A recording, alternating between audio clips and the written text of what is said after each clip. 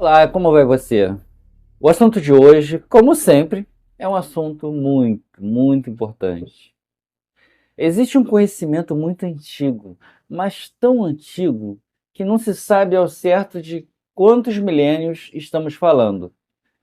Algumas ordens esotéricas, como a maçonaria, por exemplo, os Rosa-Cruzes, por exemplo, também, trazem em sua ideologia as bases desse conhecimento. Mas várias religiões, inclusive as evangélicas, também trazem, nas suas nuances, esse entendimento dentro da sua cultura religiosa. Nós estamos falando de leis universais, tá? Que trazem códigos milenares que, inclusive, até mesmo a própria ciência já se rendeu aos seus ditames. Quer um exemplo? Você conhece a terceira lei do cientista Isaac Newton, que fala que para toda força de ação existe uma força de reação que possui o mesmo módulo de direção, porém em sentido contrário? Isso reflete uma das leis das quais vamos falar aqui, sabia? Bem, vamos lá. No tempo do Egito Antigo, entre 1500 a 2500 a.C., viveu Hermes Trismegisto, o três vezes grande, um espírito de luz a quem é atribuída a criação da escola de mistérios. Segundo consta, nessa escola foram iniciados lá Pitágoras, Sócrates, Platão, Aristóteles, entre muitos outros importantes personagens. E essa escola se tornou a base do ensinamento esotérico, que desde então tem servido de fundamento para as diversas ordens secretas e também religiões ao longo dos tempos.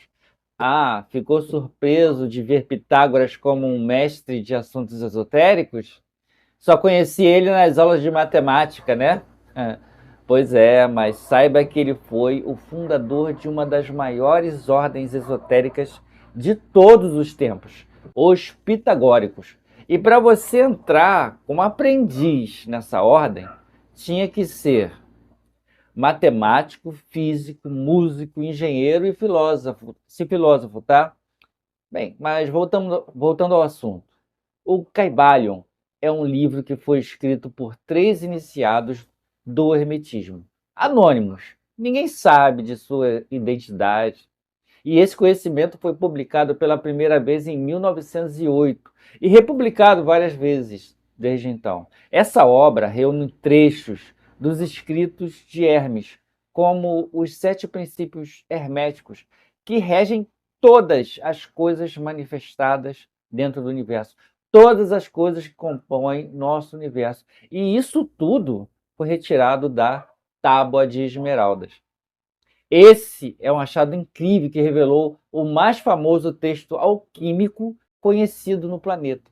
Essa pedra que foi encontrada por agora na modernidade é muito estudada há décadas e esse entendimento ainda está a desafiar até hoje as mentes dos muitos estudiosos que se interessam por esses mistérios.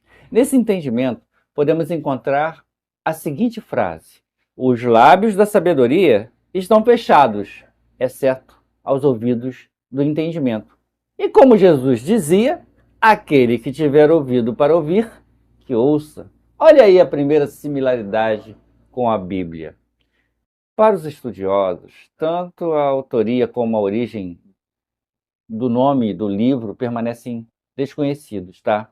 O livro descreve sete leis herméticas e faremos aqui ligações entre essas leis e a crença que foi passada pela Bíblia para as diversas religiões pelo mundo afora desde então. Ah, e apesar de algumas coisas terem sido modificadas lá no livro sagrado, na Bíblia, quando ela foi feita lá pelo Império Romano, lá no Concílio de Nicéia, ainda assim você vai perceber que a base bíblica está contida no Caibalion, tá?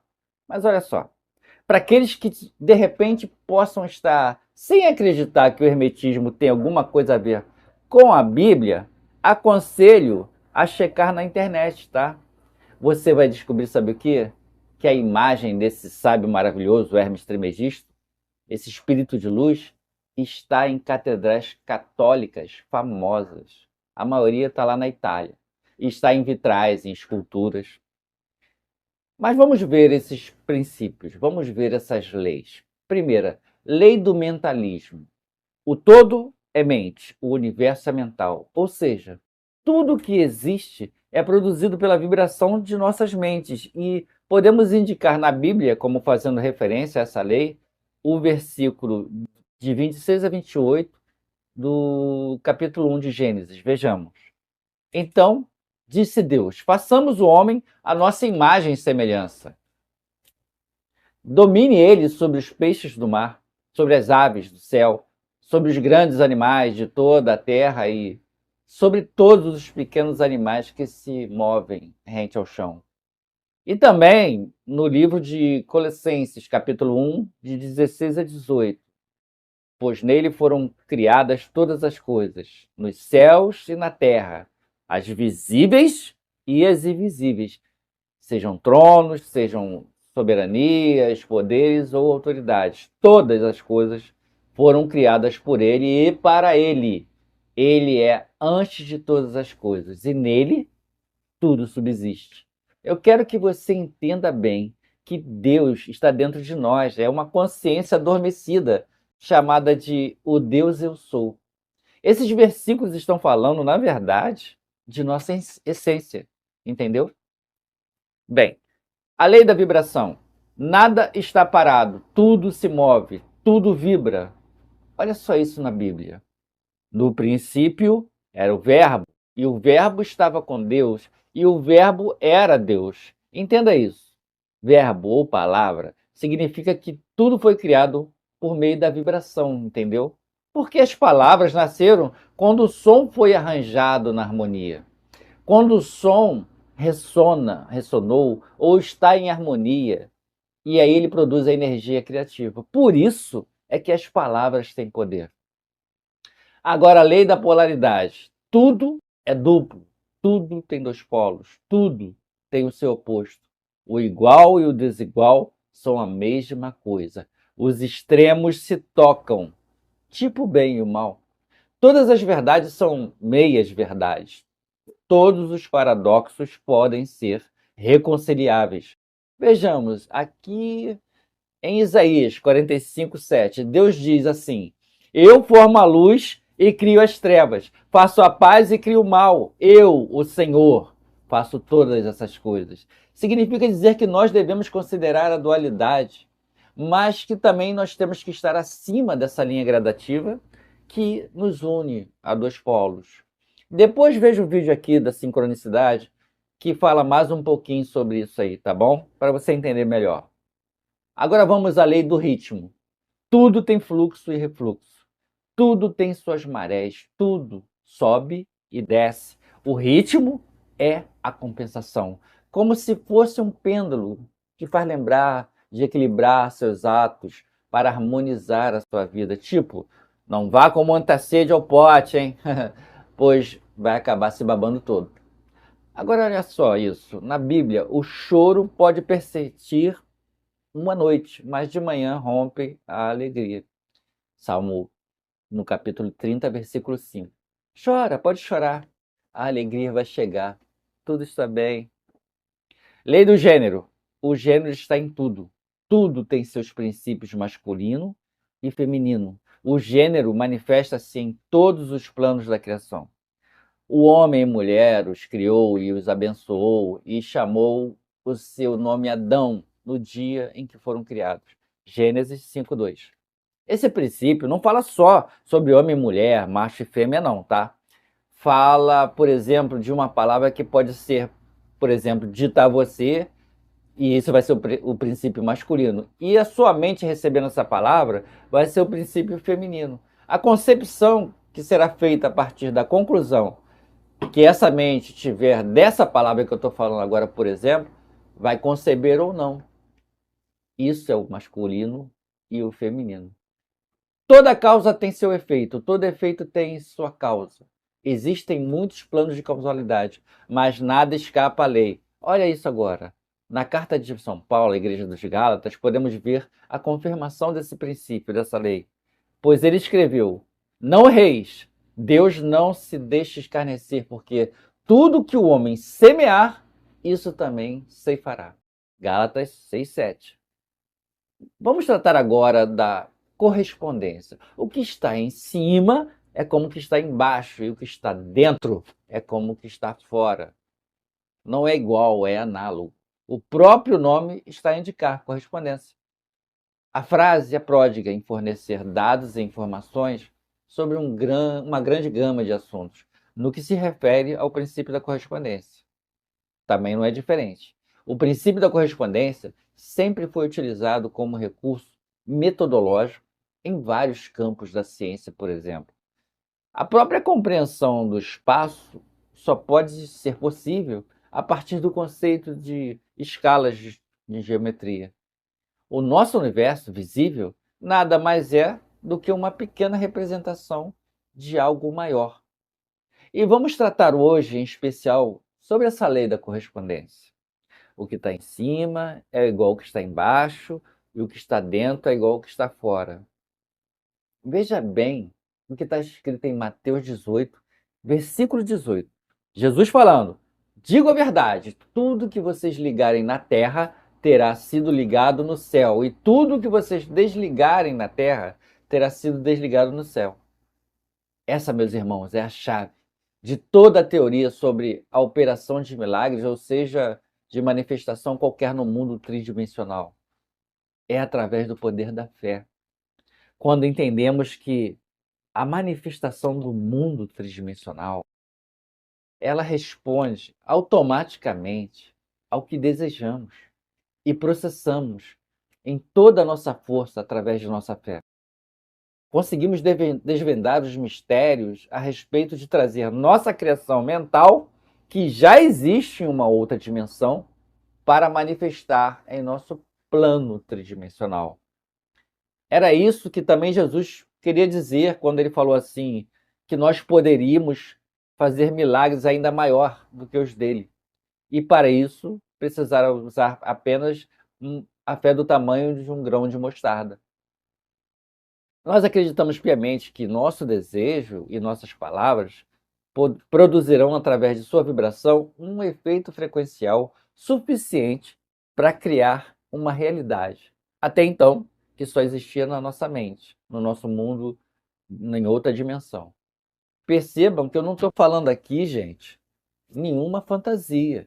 Mas o que eu estou falando aqui, eu estou transcrevendo de forma mais lúcida, mais inteligível possível, aquilo que o próprio Mestre Sananda, Jesus Cristo, quando passou por esse planeta há mais de 2000 anos, disse. Mas então por que que as religiões não fazem muita menção a esse poder dado aos homens? Simples, porque as religiões não desejam dar autonomia para a sociedade, e sim castrá-la. Seu desejo é o de controlar as massas. E como é que ela vai controlar as massas se der poderes para elas? Pois bem, a Igreja Sem Paredes vem, de forma simples e focada, trazer aqui repetidamente a afirmação de que todo sofrimento, toda doença e toda carência pode ser resolvida por seus próprios meios, meus irmãos.